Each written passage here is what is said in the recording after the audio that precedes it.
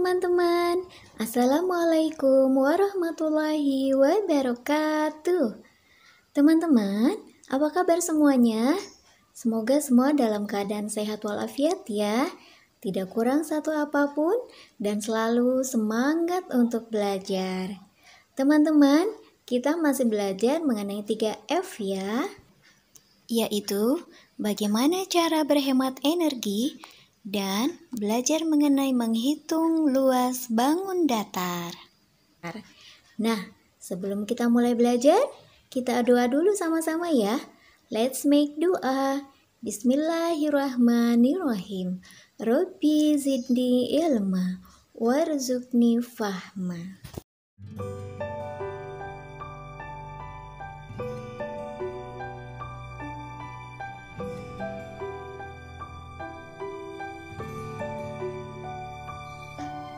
Teman-teman, kita mulai pembelajaran dengan menyimak terlebih dahulu video berikut.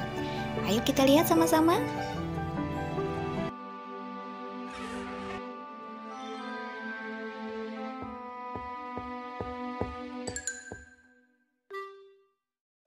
His, Riko sama Kio kemana lagi sih? Aduh, AC dibiarin nyala, padahal kan gak ada orang.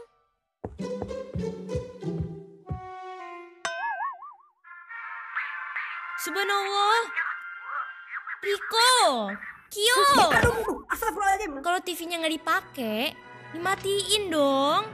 Gimana sih? Oh, apa kak? Mana kelincinya? Kok dimatiin sih kelincinya? Kelinci apaan sih, Riko? TV, bukan kelinci. Oh, maaf kak. Riko tadi dengarnya kelinci. Maafin kami ya Kak Wulan. Ya, lain kali jangan diulangin lagi ya. Awas kalau sampai ketahuan. Riko, besok ada PR gak? Astagfirullah, benar juga. Riko ada PR. Nah kan, dikerjain dulu PR-nya, baru main. Iya, nanti juga Riko kerjain kok. Ya udah kalau gitu, kakak mau jemput bunda dulu ya. Nanti Riko sekalian beresin mainannya di kamar.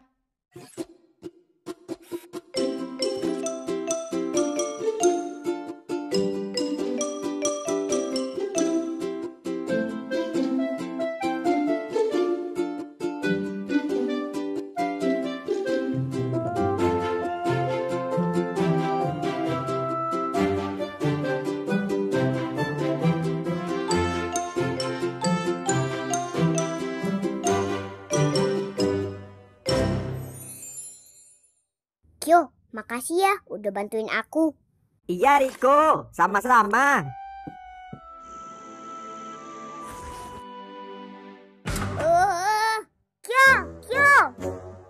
Kyo, jangan jauh-jauh. Aduh. Aku di sini Riko. Aduh. Wah. Kyo, gelap nih. Jangan jauh-jauh. Listriknya lagi mati.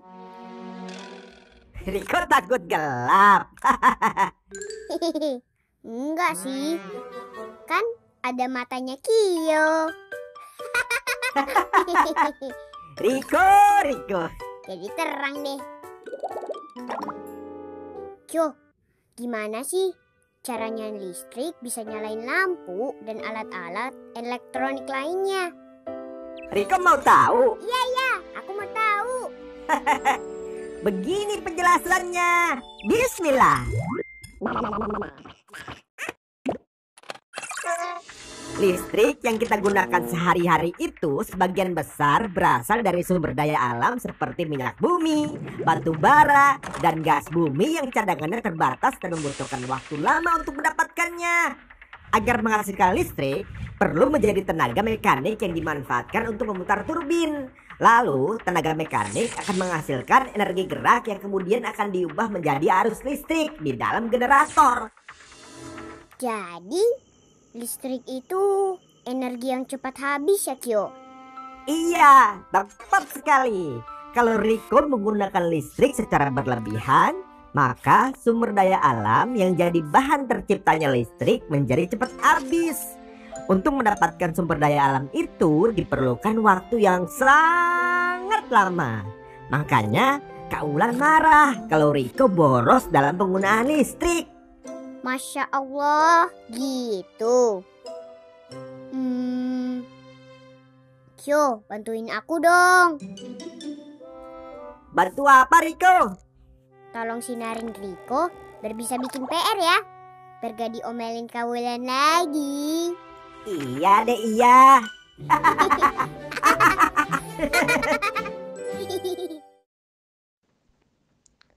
A'udzu billahi minasy syaithanir rajim. Bismillahirrahmanirrahim. Allahu nurus samawati wal ard. Mathalu nurihi kamishkatin fiha misbah. Al-misbahu fi zujajah. Az-zujajatu ka'annaha kawkabun durriyyun yuqadu min syajaratin mubarakah.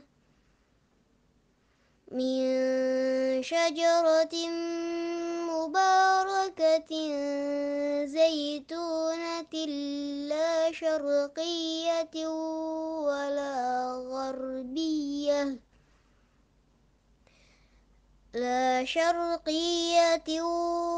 ولا غربية يكاد زيتها يضيء ولو لم تمسسه نار نور على نور يهدي الله لنوره من يشاء ويضرب الله الأمثال للناس والله بكل شيء عليم. Sadaqallahul azim. Allah pemberi cahaya kepada langit dan bumi. Perumpamaan cahaya Allah adalah seperti sebuah lubang yang tak tembus, yang di dalamnya ada pelita besar. Pelita itu di dalam kaca, dan kaca itu seakan-akan bintang yang bercahaya seperti mutiara, yang dinyalakan dengan minyak dari pohon yang berkahnya, yaitu pohon zaitun yang tumbuh tidak di sebelah timur sesuatu, dan tidak pula di sebelah baratnya, yang minyaknya saja hampir-hampir menerangi, walaupun tidak disentuh api. Cahaya di atas, cahaya berlapis-lapis. Allah membimbing kepada cahayanya siapa yang Dia kehendaki. Dan Allah memperbuat perumpamaan-perumpamaan bagi manusia. Dan Allah Maha mengetahui segala sesuatu. Seru bukan teman-teman filmnya? Selain seru, banyak manfaatnya juga ya untuk kita. Betul yang dibilang oleh kakaknya Riko, bahwa kita harus berhemat dalam menggunakan listrik.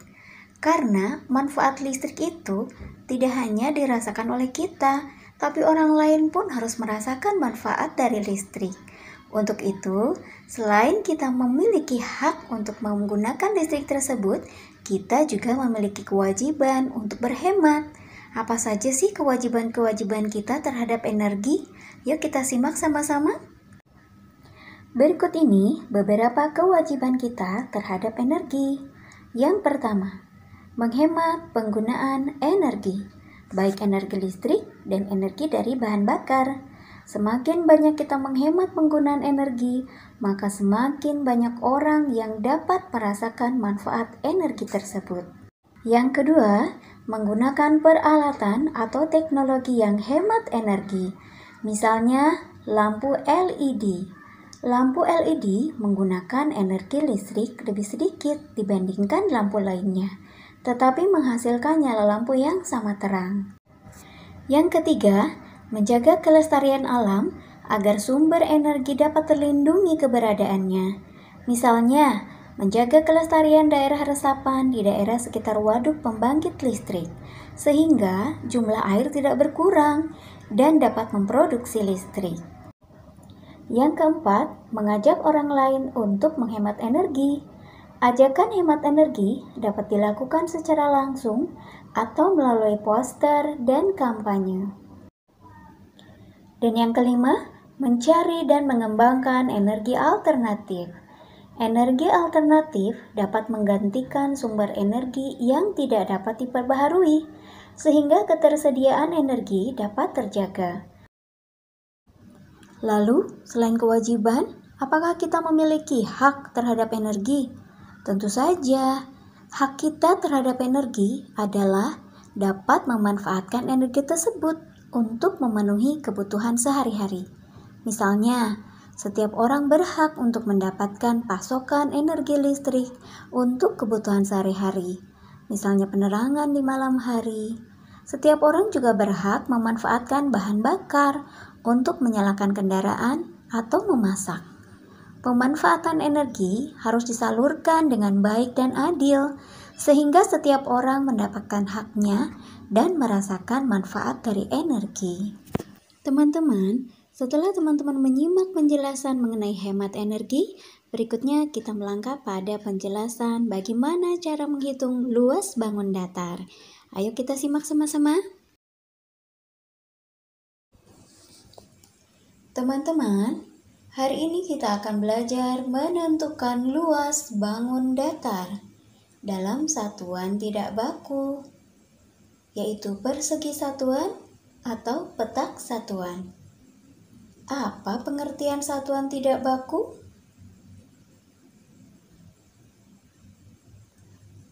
Satuan tidak baku adalah satuan yang apabila digunakan oleh orang-orang yang berbeda bisa menghasilkan hasil pengukuran yang berbeda.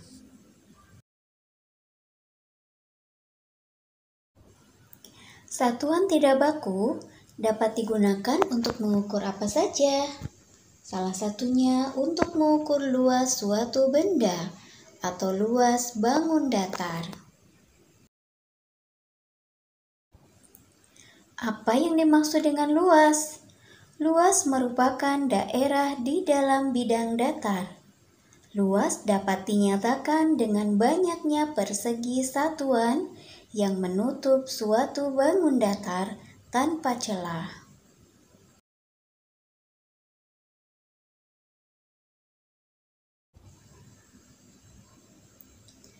Lalu, apa saja ya macam-macam alat ukur satuan tidak baku yang dapat digunakan untuk mengukur luas suatu bangun datar? Salah satunya adalah petak satuan atau persegi satuan. Bentuknya seperti ini. Terdiri dari petak-petak atau persegi satuan. Atau benda-benda konkret yang ada di sekitar kita, seperti kertas origami.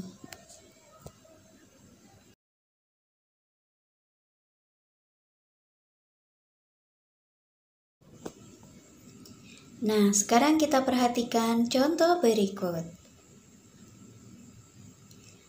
Menentukan luas bangun datar persegi panjang. Bagaimana caranya? Tentukanlah luas persegi panjang pada bagian yang diarsir berikut. Di bagian bawah ada sebuah persegi panjang. Di dalamnya ada bagian yang diarsir. Bagian yang diarsir itu akan kita hitung luasnya. Hal yang perlu diketahui adalah satu kotak atau satu persegi kecil ini memiliki nilai 1 persegi satuan atau 1 petak satuan.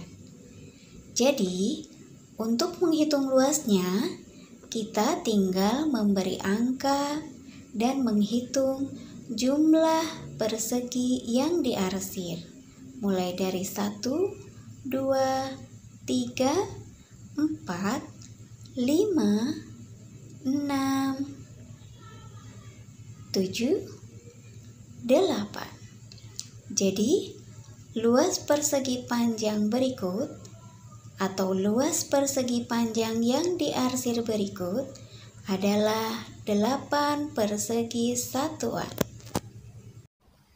Berikutnya kita simak contoh cara menghitung luas berdasarkan bangun berikut. Kita amati contoh yang pertama. Ada sebuah persegi panjang yang akan kita hitung luasnya. Teman-teman tinggal menghitung berapa jumlah petak yang ada di dalamnya. Kita hitung dari bagian yang pertama ya. 1, 2, 3, 4, 5, 6, 7, 8, 9, 10, 11, 12, 13, 14, 15. Jadi, luas persegi panjang adalah 15 petak satuan. Kita amati contoh yang kedua. Di sana ada bangun persegi. Berapa luasnya ya? Kita hitung ada berapa petak di sana, mulai dari bagian bawah. 1, 2, 3, 4, 5, 6, 7, 8, 9. Jadi, luas persegi 9 petak satuan. Pada contoh yang ketiga, bangun memiliki bentuk yang tidak beraturan atau tidak utuh. Jadi, cara menghitung luasnya adalah kita hitung terlebih dahulu berapa jumlah petak yang memiliki bentuk utuh dengan cara memberikan angka terlebih dahulu. Ayo kita hitung sama-sama. 1, 2, 3, 4. Bagian yang utuh ada 4 petak. Lalu, bagaimana bentuk segitiga yang 2 buah ini? Ingat, 1 buah persegi memiliki nilai 1 persegi satuan. Sedangkan 1 buah segitiga memiliki setengah persegi satuan atau 0,5 persegi satuan. Sedangkan 2 buah segitiga memiliki 1 petak persegi satuan. Karena 1 buah segitiga menggambarkan setengah petak satuan, maka apabila ada 2 buah segitiga, berarti jumlahnya menjadi 1 petak satuan. Maka kita tambahkan 4 petak satuan ditambah 1 petak satuan sama dengan 5 petak satuan. Nah, sekarang coba teman hitung sendiri berapa luas bangun yang ada di bagian bawah ini. Ya, betul, ada 4,5 satuan. Teman-teman, kita akan menghitung luas persegi panjang berikut dengan cara menghitung petak satuannya. 1, 2, 3, 4, 5, 6, 7, 8, 9, 10, 11, 12, 13, 14, 15, 16, 17, 18, 19, 20, 21, 22, 23, 24, 25, 26, 27, 28, 29, 30. Jadi, luas persegi panjang ini adalah 30 persegi satuan atau 30 petak satuan. Teman-teman, cukup capek juga ya kalau kita harus menghitung tiap petak satu persatu. Nah, ini ada cara yang lebih mudah, yaitu dengan cara mewarnai setiap sisinya. Kita warnai yang bagian panjang terlebih dahulu, kemudian yang bagian pendeknya. Lalu kita hitung. 1, 2, 3, 4, 5, 6, 7, 8, 9, 10. Bagian yang lebih panjang ada 10 petak satuan dan yang lebih pendek ada 3. 1, 2, 3. Nah, kalau sudah ketemu jumlahnya, jumlah yang panjang berapa, yang pendek berapa, lalu kita kalikan. 10 dikali 3 sama dengan 30. Jadi, luas persegi panjang ini sama dengan bagian atas, yaitu 30 persegi satuan. Nah, ini lebih mudah bukan? Teman-teman, sekarang teman-teman sudah tahu bagaimana cara menghitung luas bangun datar dengan satuan tidak baku. Ternyata mudah ya teman-teman. Sekarang teman-teman coba kerjakan beberapa tugas berikut ya. Dan sesudah mengerjakan tugas, berarti pembelajaran kita selesai. Baiklah teman-teman, kita akhiri pembelajaran kita dengan mengucapkan hamdalah bersama-sama. Alhamdulillahirabbil alamin. Wassalamualaikum warahmatullahi wabarakatuh.